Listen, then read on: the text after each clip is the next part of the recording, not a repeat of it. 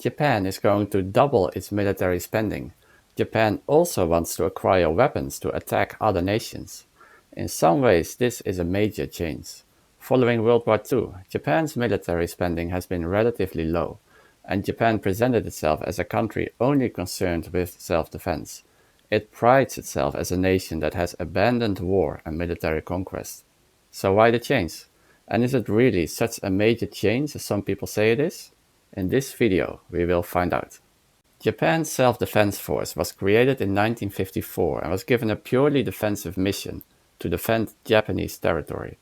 Article 9 of the Constitution prohibits Japan from using its military power to settle international disputes, which means that the military is no longer an instrument of power to impose Japanese interests abroad. But Japan's leaders did interpret Article 9 to allow for self-defense of the nation. And as a result, the word self-defense became central to everything, even the military equipment itself. So for example, a destroyer, which is a ship, was named a defense escort ship, and an aircraft carrier was named a defensive aircraft carrier. Nonetheless, already in those early years in the 1950s, the debate started on what exactly amounts to defense. What kinds of weapon systems are defensive and how should they be used? Should Japan only use military force after being attacked? Should they wait until the first enemy soldier sets foot on Japanese soil?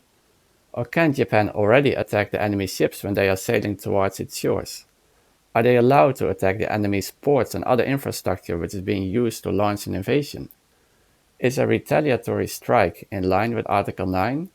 Is a preemptive strike allowed on an enemy that clearly seems to be getting ready to invade? Now this debate has never ceased, and although Article 9 is still there, its meaning has changed over time. And most importantly, this change has been in one direction only: to give the military more capabilities and allow for more than just self-defense. Although slowly, this trend is very clear.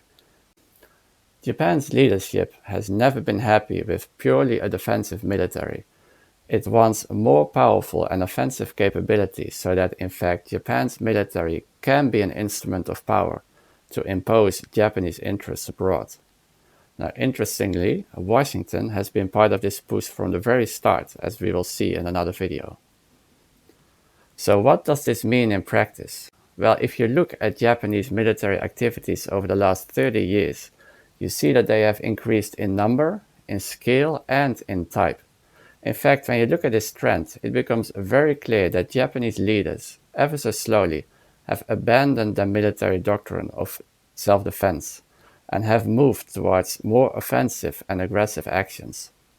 So let's go back 30 years in time to the early 1990s. Now, one major event was the decision to let Japan's self-defense forces play a role in the first Gulf War against Iraq.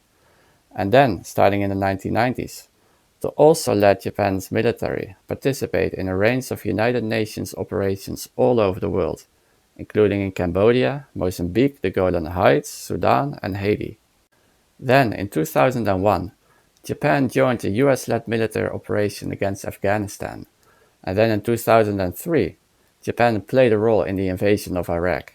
Now this was an important moment, because the United Nations had not authorized this invasion. And for all practical purposes, it was a colonial-style war against a much weaker country.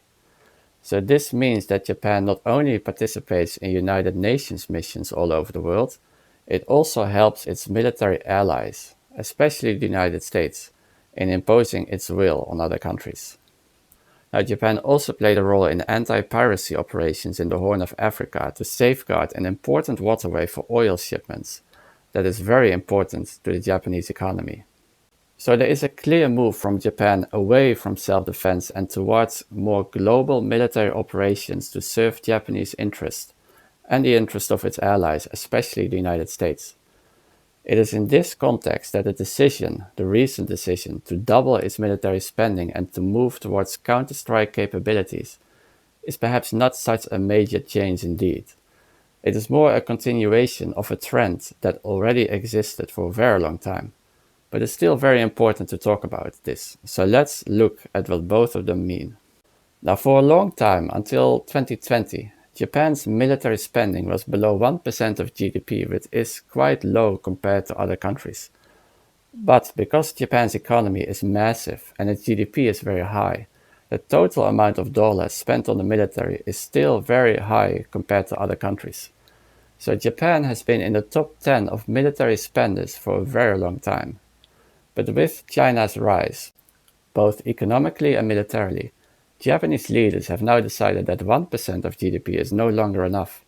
Compared to China's $250 billion military budget, Japan's $50 billion military budget is much smaller. So that's why they decided to raise it to 2%, which is still average compared to other countries in the region.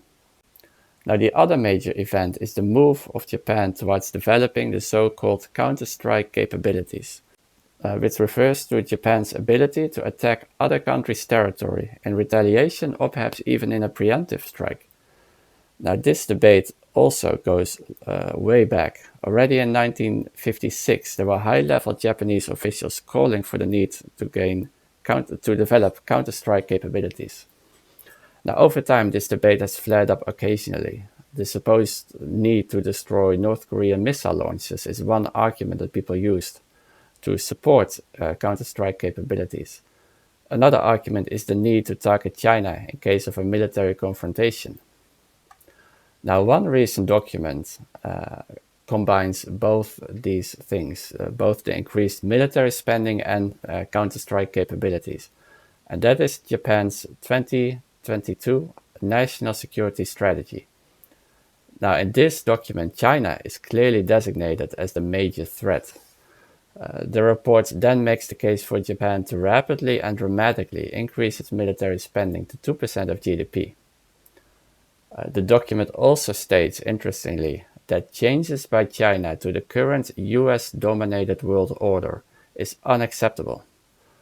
And it also says that it is key for Japan to develop counter-strike capabilities. So, missile defense systems are no longer enough. Japan has to be able to strike back at the opponent's territory with missiles of its own. The document also hints that Japan may consider preemptive strikes before any attack has occurred. Now, it is sad to see a country that has championed a small and defensive military change in this way. But Japan's remilitarization is not recent. It has been happening ever since Article 9 came into law in 1947. One party, the United States, has been very happy about this development. In fact, they encouraged it from the start, as will be explained in the next video.